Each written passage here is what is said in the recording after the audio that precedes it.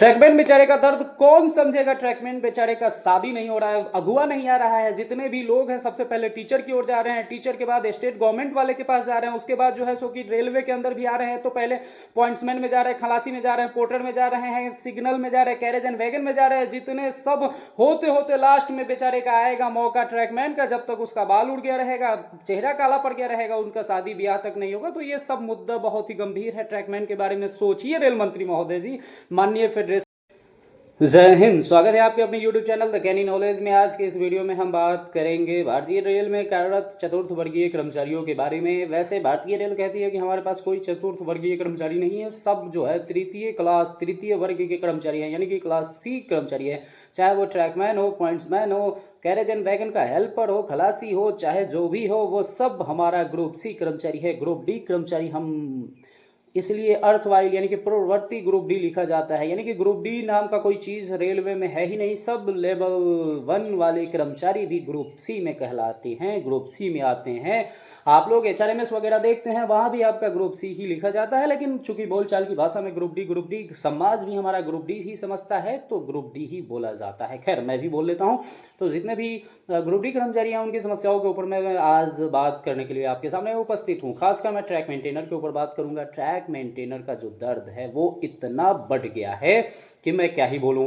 Track maintainer के ऊपर जो है सो कि ना भारत सरकार ध्यान दे रही है, ना रेलवे बोर्ड ध्यान दे रही है, ना बड़े बड़े फेडरेशन ध्यान दे रहे हैं। उसका पदोन्नति जो है सो कि इसी ठंडे बस्ते में गया हुआ है। पदोन्नति के नाम पे कुछ नहीं होता है। वो TM 1 2 3 4 यानी कि 4 3 2 1 बन जाते हैं, उसी में उनको पदोन्नति समझ लिया जाता है। ना वर्क ऑफ नेचर बदलता है, ना कोई खास जो है इकोनॉमिकल पोजीशन में फायदा होता है।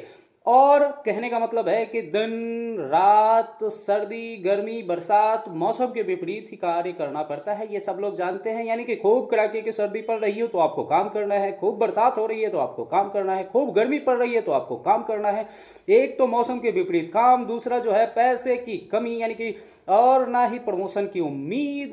कोई भी चीज ग्रुप डी कर्मचारियों के लिए, खासकर ट्रैक मेंटेनर के लिए है ही नहीं। तो आज उनका दर्द इतना बढ़ गया है कि जो भी नए कर्मचारी आए हुए हैं, ट्रैक मेंटेनर वर्ग में आए हुए हैं, उनका शादी ब्याह तक नहीं हो रहा है। बेचारे शादी के लिए बेचैन है कि शायद कोई रिश्ता वाला आ जाए, और रिश्ता तक नहीं हो रहा है। ये मैं मजाक नहीं कर रहा हूं। जी हाँ, खासकर बिहार रीजन वाले क्षेत्र और यूपी के आधा इधर वाले क्षेत्र में, दोनों जो कनेक्टेड है, उस क्षेत्र में कई हजारों हजार लोगों का ग्रुप डी में ट्रैक मेंटेनर पिछले वर्ष यानी कि 1.5 साल हो गया हुआ था, लेकिन सब के सब अभी कुंवारे पड़े हुए हैं, किसी का शादी नहीं हो रहा है। कारण जानते हैं क्या है? क्योंकि बिहार में लाखों लाख टीचरों की वैकेंसी हो गई। उसके बाद जो ग्रुप डी में दूसरे कैटेगरी में गए हैं, उन लोगों का शादी ब्याह पहले हो रहा है।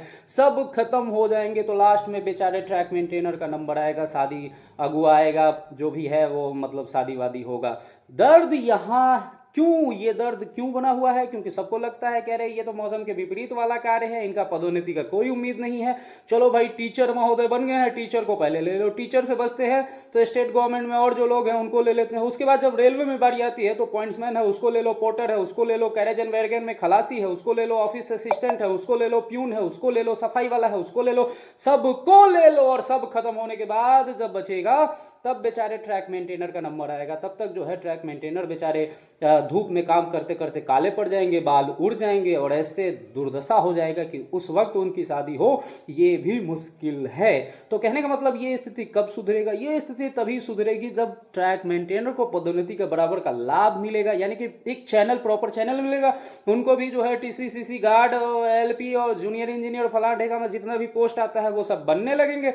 तो उनको भी पदोन्नति का जब रास्ता खुलेगा तभी उनका कल्याण हो सकता है। अभी क्या है, सबके दिमाग में है ओ ट्रैक मेंटेनर, वो पटरी, गिट्टी चुनने वाला, जंगल काटने वाला, गट्टी टारने वाला, ये सब शब्द से, उपमा से उनको नवाजा जाता है, जिसकी वजह से उनको पदोन्नति का कोई चांस ही नहीं दिखता है। समाज में लोगों को भी चांस नहीं दिखता है, इसीलिए उनको सबसे लास्ट में प्रायोरिटी दी जाती है। तो शादी ब्याह तक नहीं हो रहा है। तो भारत सरकार, प्लीज आप हमारी वीडियो के माध्यम से आप इस मुद्दे को संज्ञान में लीजिए। ये बहुत बड़ा मुद्दा है, और जितने भी हमारे फेडरेशन लोग हैं उनसे भी मैं कह रहा हूं कि आप लोग भी उस मुद्दे पे ध्यान दीजिए। बेचारे सबसे ज़्यादा ट्रैक मेंटेनर हैं, सबसे ज़्यादा यूनियन के फील्ड में कहें तो आपके वोटर हैं, आप तो कम से कम ध्यान दीजिए उन पे, उनके लाइफ को सेट कीजिए, कम से कम उनका शादी ब्याह हो जाए, बेचारे वो भी जो है सो कि बाल बच्चे के साथ जीवन बिताए, और नौकरी को थोड़ा आसान बनाइए, पदोन्नति का रास्ता खोलिए। एलडीसी जीडीसी में उलझा के रखे हुए कर्मचारियों को, तो ये जीडीसी एलडीसी उलझाने के बजाय जो है दोनों को खत्म करके, और धांधली वगैरह हो रहा, अभी देख रहे हैं कि जितने भी जीडीसी और एलडीसी का जो भी है वो सबको रोक लगा दिया गया है। तो क्यों जीडीसी एलडीसी के पचड़े में पड़ते हैं? आप दोनों को बंद करके और एक जो है सीडीसी लगा दीजिए ना, कंबाइन कर लीजिए, कॉमन कर लीजिए, चाहे कुछ भी कर लीजिए, एक पदोन्नति का रास्ता अपनाइए और उससे जो है ट्रैक मेंटेनर को प्रायोरिटी दीजिए, बैठने की इजाजत दीजिए, उनके लिए रिजर्व कीजिए 30%। अगर रेलवे में अगर आरक्षण है, उनकी संख्या है, तो 30% ट्रैक मेंटेनर के लिए आरक्षित कीजिए। ये सब चीज़ों पे आप मुद्दा पे ध्यान दीजिए, बेचारे का कल्याण हो जाएगा। आप लोग भला कीजिए, ट्रैक मेंटेनरों को जीवन जीने दीजिए। बहुत टेंशन में रहते हैं, बहुत परेशान रहते हैं, मौसम के विपरीत काम करते हैं। तो इस वीडियो में इतना ही। वीडियो पसंद आया तो आप अपने सभी मित्रों को भी शेयर कीजिए और चैनल को सब्सक्राइब कीजिए, लाइक कीजिए और अपना ख्याल रखिए। Take care. जय हिंद, जय भारत।